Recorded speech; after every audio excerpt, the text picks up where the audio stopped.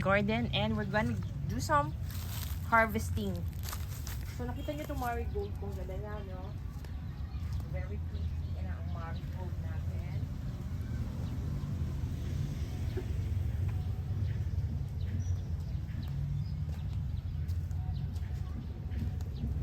So kaka-transplant ko lang ng kamatis actually. So let me just show you my kamatis, ha. So there's my, ayan. So dyan ko nilagay sa tabi kasi natatamaan ng araw dyan. And ito na, may bago na naman tayong kamatis na variety. Additional marigold here on the side. And so I'm going to get some talong kasi marami na. So ito talong guys, ito yung pinakauna natin puno rito na naka-recover na siya. So here medyo malaki siya, oh. Cut that one there. Pwede na to. Hindi kami masyado nagpapalaki ng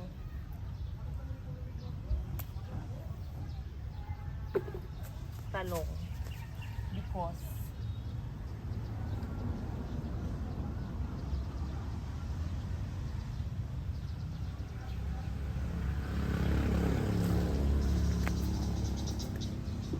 for our own consumption lang naman siya, kaya hindi na siya kailangang kahabain pa.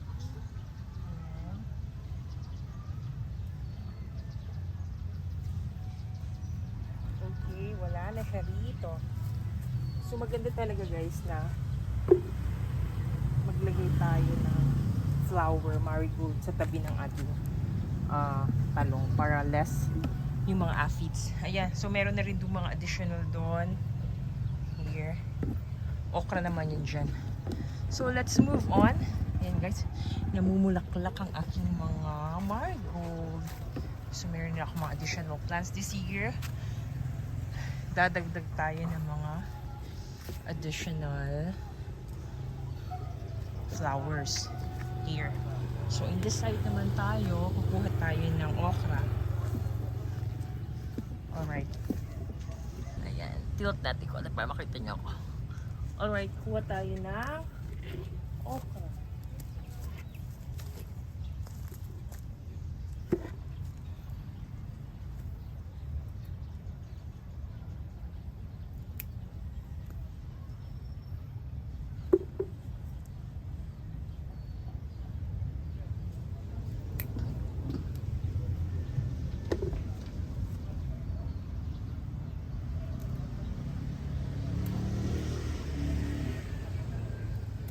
Grabe, inubos na yung dahon ng okra, oh.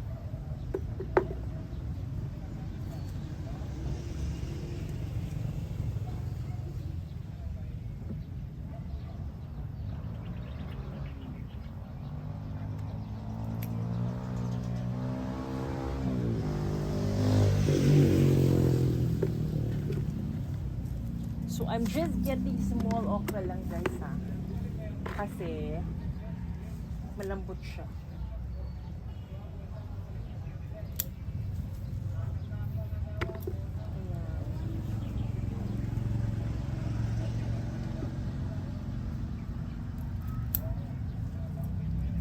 There you go.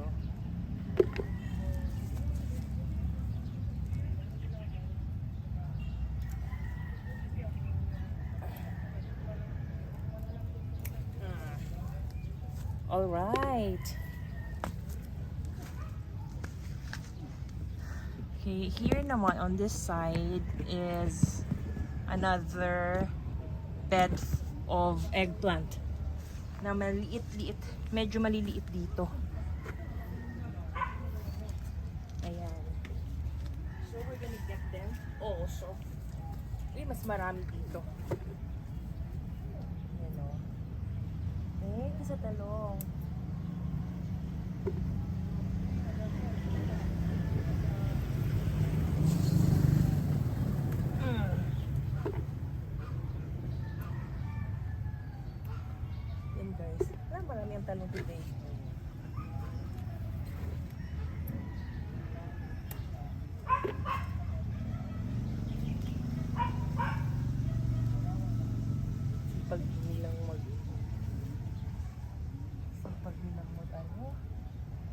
Mamunga dito, kahit may iba oh. Wow. Galing naman ito.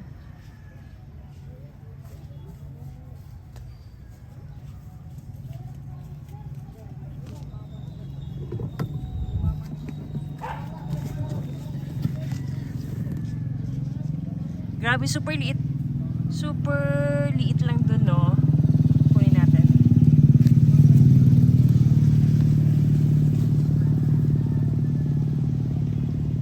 Ayan. Ang haba. Tapos, dito naman, meron tayong kamatis. Kuha na rin tayo.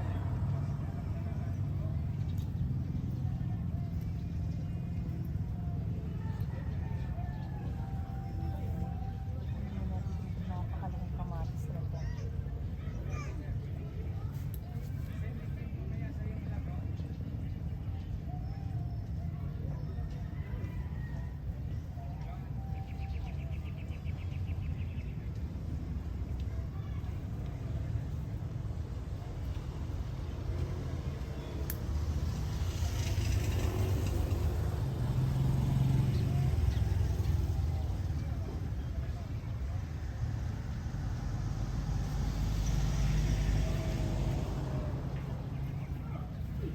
Alright.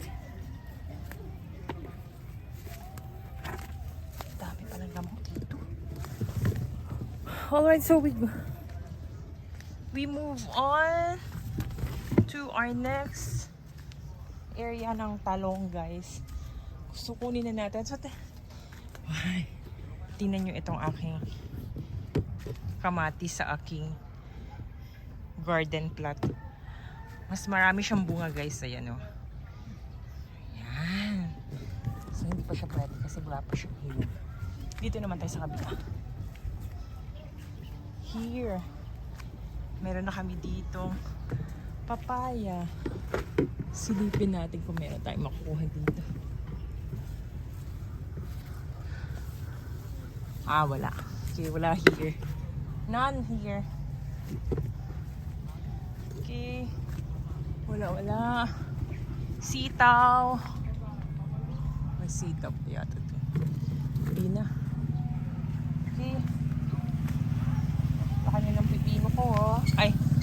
Baka nyo ng aking pepper. So, may bago naman ako dito mga kamatis. Okay. Patola, isa, dalawa. Tatlo. Pechay. Guys, tingnan nyo ang pipino. Super laki. Ayoko siyang kunin. Iya ko na lang muna dyan. Super laki kasi. Oops. Wait. Hala. Ay, hindi.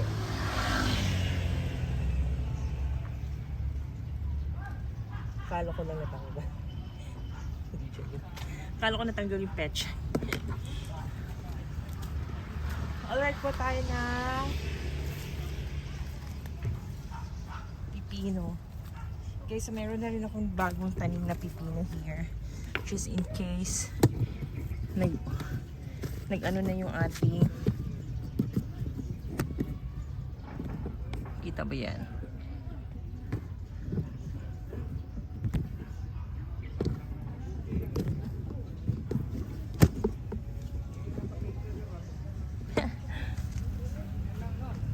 Tayo ng pipino natin.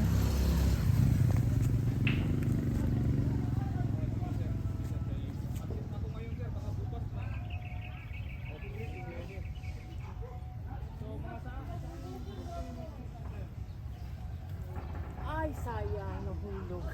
Ilang.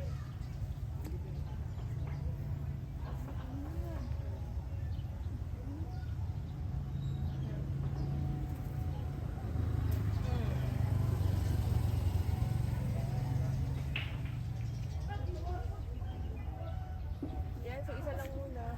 Isa lang nakita. Parang ando kasi sa may ano? Ano yung tawag dyan?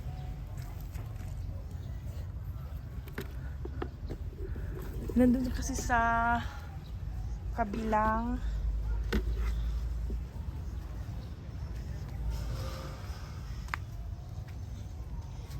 nasa kabilang ano yan sa mga nagtatago kasi sa cassava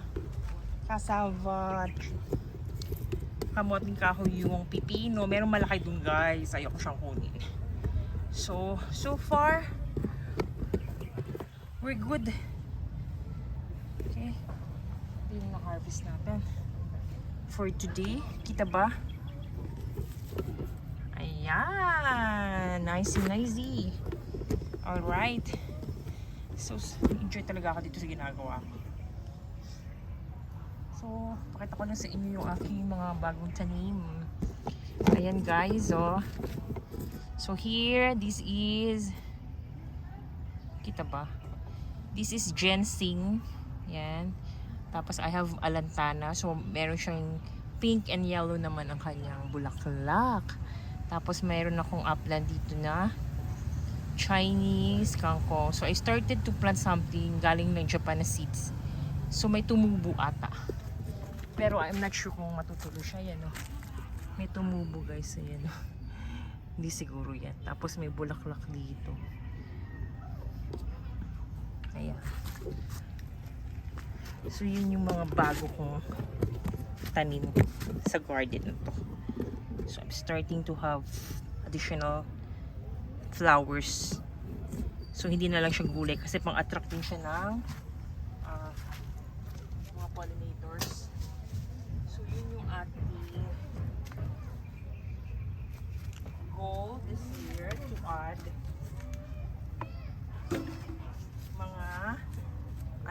mga flowering plants para mas successful pa yung pag-bear nila ng fruit, diba? And I guess that's it for now guys, and thank you for always tuning in sa aking vlog, and have a nice day. Bye bye everyone.